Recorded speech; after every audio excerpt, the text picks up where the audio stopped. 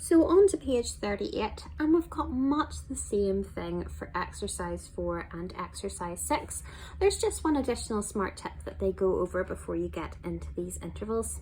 So it says if the lower note of an interval is a sharp or a flat, it can be easier to change it to a natural to work out the interval. So for example, this interval is a type of third, but C sharp major scale is really nasty to think about. It's much easier to think about the C major scale. So what you can do is actually get rid of that little C sharp, work this out as the major scale to begin with. So I'll write out my major scale: C, D, E, F, G, A, B, C. So in the C major scale, between C and E, that's 1, 2, 3, a third. And in the major scale, you would expect to have an E as the third note. That would be the major third. But what they've actually given you is an E flat. So that is a little bit smaller. That is a minor third. But we can't stop there. We've taken this little sharp out. So now we need to put it back in, and it might be handy to have your keyboard on hand to think about as you look at this. So remember, we had the major third, that's C to E. The minor third was C to E flat. But then when we put in the C sharp, these notes actually get even closer than they were before. So this becomes the diminished third. So be really careful about that. Sometimes when you see a sharp, even if it's on the lowest note, you might just jump to thinking, oh, this interval gets bigger. But no, you can see that E flat makes the interval a little bit smaller, and C sharp makes it smaller again. So it becomes minor and then diminished. And then another little remember. In augmented and diminished intervals, one note is raised or lowered by a semitone from major, minor, or perfect intervals. And it gives you a few tips for exercise A, which they've actually already done, so that's not much use. But then for C as well. So read through that, and that might help you with those. So this time in exercise 4, you have to write the note to form the named intervals, and it says your note should be higher than the given note. So let's look at one of these together. I'll choose a mean one.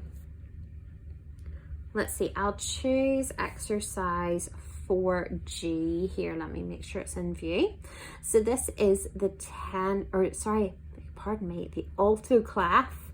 This middle C would be on this middle line here that it points to. So it's good to go back to your tenor and alto clef and revise these as well.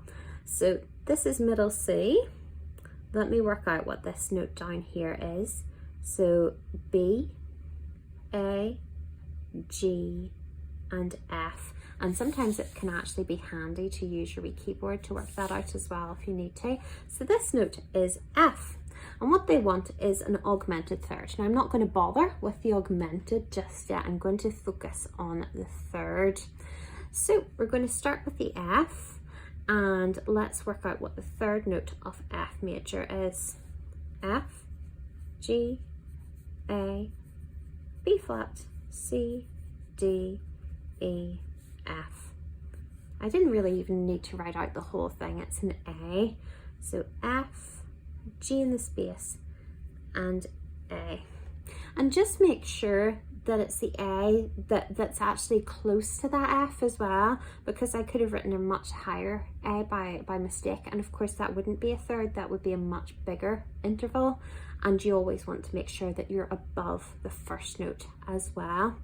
There is a little B flat in the key signature, but that doesn't affect us because we're not writing the fourth, so we don't really need to worry about that much. So we've got our third. At the minute, it's a major third, but we need to make it augmented. So to make this A augmented, we need to go up to the next note, which will be a black key. That's an A sharp. So we'll write in an A sharp and there we have the augmented third. So even though you're writing the intervals now, still make sure that you're starting out with thinking about the number and then the type. Exercise 5 then, you don't have to write these yourself, it's more working out what the intervals are. So write the name of each of these intervals. The interval number is given in A, B and C, so they've given you a little bit of a head start with these. Some of these are quite tricky. I'm seeing quite a lot of double sharps and double flats, so let's pick one of these to look at. I'll go for one with a key signature, an odd clef and a sharp on it. So let's look at G. Actually, this looks really, really nasty. So our lowest note is the tonic, the first note of the scale. And this looks like an E, but I'm just going to double check with my key signature. So this is an F, C, G, and D sharp. So that doesn't affect this note, that's fine. So we've got an E here, and we'll be thinking in the E major scale. E, F, G, A, B, C, D, and E. And this key signature does actually match E major. Sometimes the key signature will not match the lowest note. You just want to go ahead and think of the key signature that matches the scale either way. So I'm going to pop in my little sharps here just in case we need them. So down here we've got an E, and let's count up. 1, 2, 3, 4, 5, 6 to the C. We can double check that against the scale. 1, 2, 3, 4, 5, 6. Yep, the C is the 6th note in the scale. Now, E to C sharp would be the major 6th, but you can see that we've got a double sharp. That's what that little X is. You've seen that before in the scales section. So this interval has become a little bit bigger. So this is actually an augmented 6th.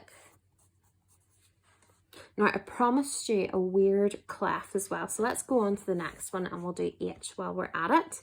So again, horrible little key signature here. This isn't nice at all. We've got B, E, A, D, blanket expose, and Dad gets. Oh, let's see, 1, 2, 3, 4, 5, 6. Gets cold feet, so that's 6 little flats in there, so it's affecting nearly every note. This is the tenor clef this time. You can see that it points to where middle C is. So I'm actually going to write down what these notes are because I don't like the tenor clef. This is a B, and then it goes down to A and G. But let's not stop there. Let's actually think about what these notes are. This one's obviously B natural. That cancels out anything in the key signature. But this one is a G, and we have G flat. Now, G flat is a bit of a menace of a major scale. So I think that it would actually be easier to think about G major. So even though I've just written this flat in, I'm going to score it out lightly. I'm not going to think about that to start off with. Let me write out my G major scale.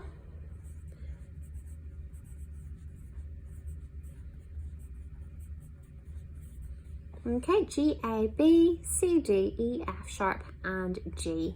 But we won't need most of it. We're just going from G to B. Remember that G is the bottom note that we're thinking about here. So we've got G, A, B, 1, 2, 3. That is a third. And if we were thinking about the G major scale, G to B would be a major third.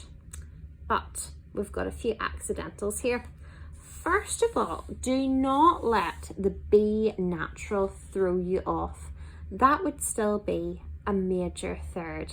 So don't let that confuse you at all. G to B, still major third. The natural is just telling you that that's a B. However, we need to think about that G flat and what it does. Now, this is a tricky one. G flat, remember, goes down here. But what's the overall effect on that interval? It actually makes it bigger. Do you see how G to B is smaller than G flat to B? So this is actually a bigger one. This is an augmented third. So be really careful. If you've got a flat on that bottom note, you might see a flat and instantly think smaller, but if it's on the bottom note, it makes the interval bigger. So always thinking, is the interval bigger? Is it smaller?